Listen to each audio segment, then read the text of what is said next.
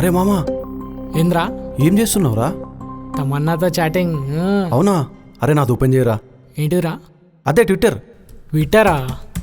Open చేసి శామ్కి message పెట్టు. శామా? ఆ, ఇదేనా? గదే గదే. చెప్పు. నిన్నెప్పటి నుంచో చూస్తున్నా, నిన్ను ఎప్పటి నుంచో చూస్తున్నా. నువ్వు మాత్రం చూస్తలేవు. ఆమె ఎందుకు చూస్తారా? పెట్రా, ఏం కాదు.